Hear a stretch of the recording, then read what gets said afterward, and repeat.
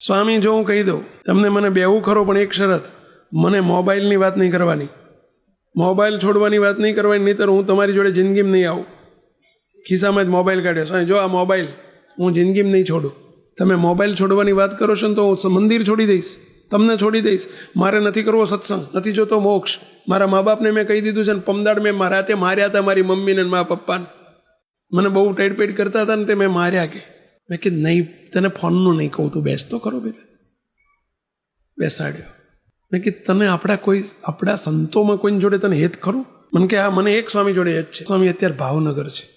મેં કીધું તું ભાવનગર 10-15 દિવસ રહેવા જતો રહે ને સ્વામી જોડે.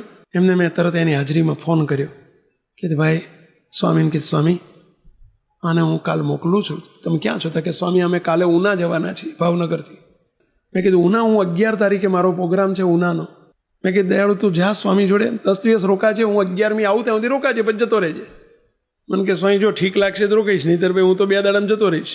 અમે જ્યારે 11મીએ ગયા એના કપાળમાં તિલક ચાંદલો જોયો મેં જતાની સાથે. હું રાજી થઈ ખુશ થઈ સાબાશ. શિબિર હતી અમારી, 2 દિવસ શિબિરમાં આગળ આવીને બેસી જાય. મેં કીધું સાબાશ, ચલો ધન્યવાદ. વળતા પાણી થયા છે.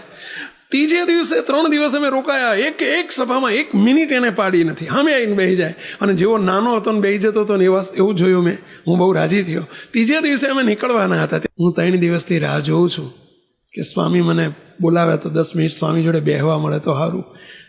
કે સ્વામી મને મારાથી રિસાયા છો, મને 10 મિનિટ તો તમારી જોડે એકલા બેસવા એવો ચાન્સ આપો. મેં કીધું હું રાહ જોઉં છું, તું મને કહે છે? મેં તો તને બોલાવ્યો હતો પણ તું તે દિવસે નતો, ભાગી ગયો હતો. એટલે કીધું હું રાહ જોઉં છું, તું મને કહે છે? ચાલ. એને મેં બાથમાં ગાલીને ભેટી પડ્યો. મારી આગળ બેસીને ધ્રુસકે ખોળામાં માથું મૂકીને એટલો રડ્યો. સ્વામી મેં તમારું અપમાન કરી નાખ્યું. સ્વામી મને કંઈ ભાન ન પડ્યું. સ્વામી મેં મારા મમ્મી પપ્પાની મેં લાફો માર્યો. અરે મેં સ્વામી શું કરી નાખ્યું? સ્વામી આ મોબાઈલે મારું બગાડ્યું. સ્વામી ના જોઈએ, આજથી આ મોબાઈલ ના જોઈએ, એણે મારું બગાડ્યું જ કેવો. મને કે સ્વામી આજ પછી હું મોબાઈલ નહીં અડું. સ્વામી જ્યાં સુધી તમે આજ્ઞા નહીં કરો ત્યાં સુધી.